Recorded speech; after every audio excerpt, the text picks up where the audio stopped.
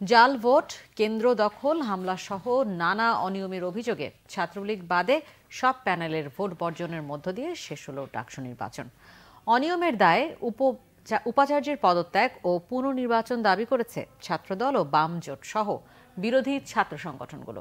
প্রতিবাদে কাল ধর্মঘট ডেকেছে তারা, তবে পুনর্নির্বাচনের দাবিকে হাস্যকর বলেছে ছাত্রলীগ।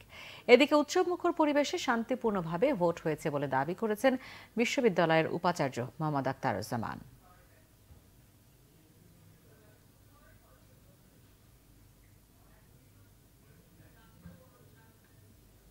দর্শক, আমরা রিপোর্টের জন্য অপেক্ষা করছি।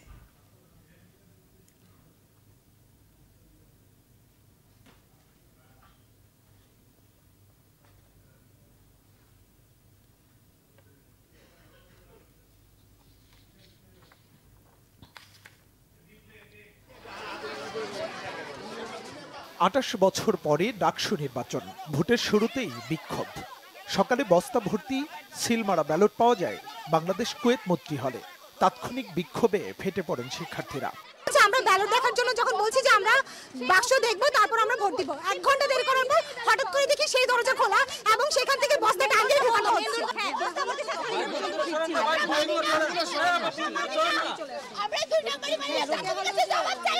যখন আন্দোলন করেছি ব্যালট বক্স দেখবো, আমাদের খুলে দেখাতে হবে, তখন আমাদেরকে বাধা দেওয়া হয়, দরজা লাগানোর চেষ্টা করে। আমি দরজা লাগাতে দেইনি, আমরা ভিতরে যাই। ভিতরে যাওয়ার সাথে সাথে তারা এক পাশ থেকে ব্যালট বক্স নিয়ে দৌড় দিয়ে ওই পাশের রিডিং রুম যেটা, সেখানে গিয়ে ভিতর থেকে দরজা লাগিয়ে দেয়। ঘটনাস্থল পরিদর্শনে গিয়ে ছাত্রীদের বিক্ষোভের যুক্তিযুক্ত কারণ খুঁজে পান প্রভিসি ও প্রক্টর।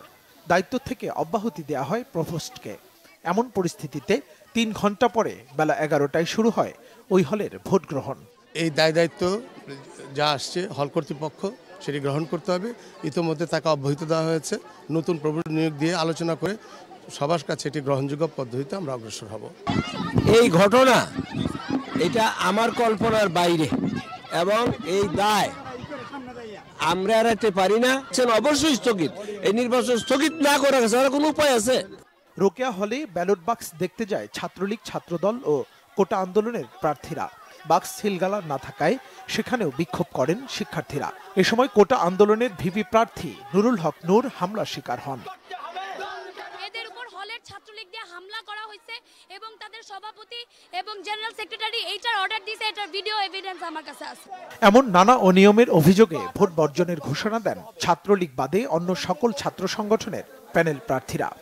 এই প্রহসন এবং জালিয়াতির নির্বাচনকে আমরা ঘৃণা ভরে প্রত্যাখ্যান করছি এবং প্রশাসনকে আমরা জানাচ্ছি অবিলম্বে এই ভোট বাতিল করে পুনঃ তফসিল ঘোষণা করতে হবে। আমরা সম্মিলিতভাবে সিদ্ধান্ত নিয়েছি এই নির্বাচনের সাথে আমরা নাই, আমরা নতুন করে একটা নির্বাচন চাই। পরে উপাচার্যের পদত্যাগ ও পুনর্নির্বাচনের দাবিতে বিশ্ববিদ্যালয়ে বিক্ষোভ করে বিরোধী সংগঠনগুলো। মঙ্গলবার ঢাকা বিশ্ববিদ্যালয়ে ধর্মঘটের ডাক দেয় কয়েকটি প্যানেলের প্রার্থীরা। এখন পর্যন্ত আমাদের কোনো অভিযোগেরই সুরাহা করেননি এবং আমাদের কোনো অভিযোগ আমলে নেননি। এরই পরিপ্রেক্ষিতে আমরা এই নির্বাচন বর্জন করছি এবং আমরা আমাদের নিয়মতান্ত্রিক যে কর্মসূচি রয়েছে এই পুনর্নির্বাচনের দাবিতে পুনর্নির্বাচন আদায় করার জন্য যে সকল কর্মসূচি আমাদের হাতে নেওয়া দরকার সকল কর্মসূচি আমরা হাতে নিব। এদিকে পুনঃ তফসিলের দাবিকে হাস্যকর বলে জানান ডাকসু নির্বাচনে ছাত্রলীগ প্যানেল।